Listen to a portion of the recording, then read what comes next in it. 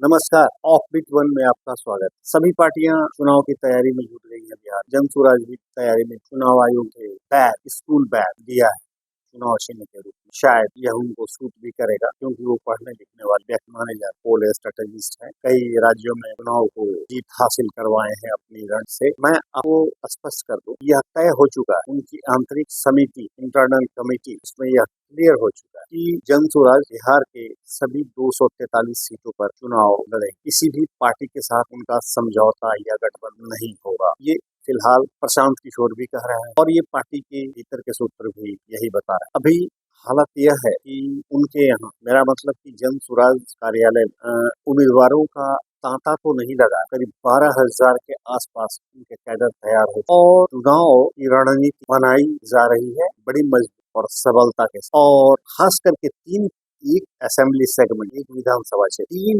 Candidate profile जो लड़ने वाले हैं प्रोफाइल पर विचार, और वो विचार के बाद यह क्लियर होगा, निष्कर्ष निकलेगा कि चुनाव किसे लड़ना, किसको टिकट दिया, किसको सिंबल दिया। हालांकि वो बिल्कुल क्लियर रूप से राजद और एनडीए पर हमलावर रहे। मेरा मतलब प्रशांत किशोर हमलावर रहे। उनका कहना है कि मुझे मुख्यमंत्री नहीं बन, अध्यक्ष पद पर भी मुझे नहीं, मैं संरक्षक हूं। बिहार में बदलाव मैं चाहता हूं, मैं बदलाव कर रहे हैं। व्यवस्था सड़ी गली हो चुकी है, 35 वर्षों से वही व्यवस्था है। कभी वो लालू पर हमलावर होते हैं, कभी वो एनडीए पर हमलावर। हालांकि चिराग पासवान पर भी वो हमलावर कभी कभी होते हैं। यह कहते हुए अगर उनको बिहार की राजनीति करनी है तो वो कैबिनेट से इस्तीफा क्यों नहीं। लेकिन सच तो ये कि चिराग पासवान की मित्रता, एनीवे मित्रता अलग बात है, राजनीति अलग बात है, चुनाव लड़ना अलग। इस बार के चुनाव में 243 सीटों जब वो चुनाव लड़े तो इतना तय है कि कुछ प्रेक्षक यह कह रहे हैं कि वो एनडीए को डैमेज करेंगे। कुछ प्रेक्षक यह कह रहे हैं कि उनका टारगेट नंबर 1 मुस्लिम रहा है, माइनॉरिटी रहा है, इसलिए वो राजद को भी डैमेज करेंगे और वो जदयू को भी डैमेज करेंगे। लेकिन वो डैमेज किसको करेंगे, यह तो देखने वाली बात है, वो होगी। लेकिन इतना तय हो चुका है कि 243 सीटों पर वो चुनाव लड़ेंगे और लड़ेंगे। तो ऐसी भी बात नहीं कि उन्हें मामूली बन, अगर उन्हें 243 सीटों पर, अगर आधी सीटों पर, मेरा मतलब 100 सीटों, अगर वो 2,000, 4,000, 10,000 अगर वो वोट काटने की स्थिति में पहुंच जाए तो इतना तय है, ये डैमेज सभी पार्टियों के, मेरा मतलब एनडीए के लिए भी होगा। जदयू को तो करेंगे ही करेंगे। उनका दावा है जदयू अपने बूथ, मेरा मतलब अगर वो भाजपा उनका साथ न दे, जो बेमानी है, हर हाल में भाजपा साथ देगी ही क्योंकि कैडर बहुत कमजोर है नीतीश जी का। इस बीच में प्रशांत किशोर ने एक बहुत बड़ा काम किया और काम यह किया, गांव-गांव उन्होंने एक मजबूत, सबल और शिक्षित एक कैडर को तैयार, करीब 12,000 उनके कैडर तैयार। हालांकि बिहार जैसी आबादी, वहाँ 12,000 कैडर, लेकिन ये कैडर कार्यकर्ता कितने हैं इसकी जानकारी वो किसी को नहीं। लेकिन वो अपनी बातों से सबको कन्विंस कर दे रहे हैं और करने में सक्षम हो जा रहे हैं। पिछले 35 वर्षों में बिहार में क्या मिला, तो ये तय है कि वो 243 सीटों पर उस चुनाव लड़ने की पूरी रणनीति बना ली है।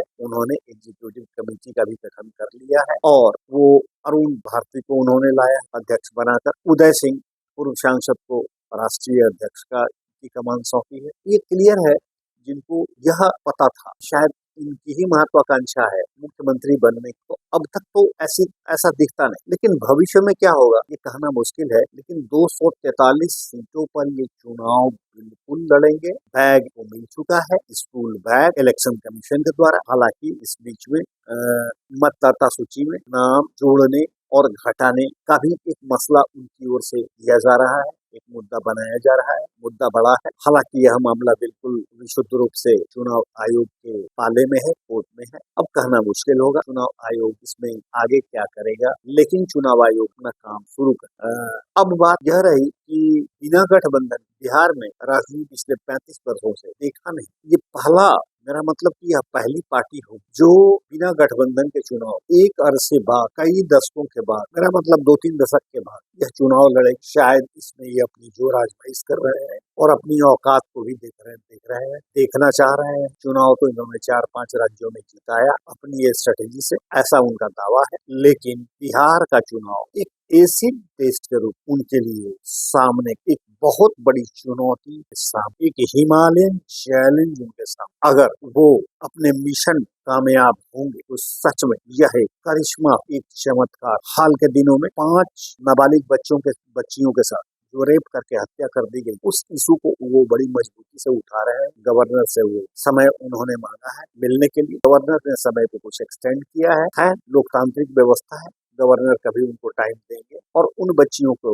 मुआवजा के वो आंदोलन तो बोले कि मुआवजा मिल जाने के बाद नहीं करूंगा, लेकिन इतना तय है, मानवीय संवेदना के साथ किसी भी तरह की कोई राजनीति, मेरा मतलब बिल्कुल क्लियर हो चुका है। वो अपने मिशन में क्लियर है, अपने नैरेटिव में बिल्कुल क्लियर है। और अगर वो चुनाव में डैमेज कर और अगर कहीं आशातीत सफलता उनको मिली तो यह बिहार के सच में एक चमक। इसी के साथ आप लोगों से मैं विदा लेता हूँ। मैं संजय उपाध्याय, मैं पुनः मिलूंगा, तब तक के लिए अनुमति, धन्यवाद।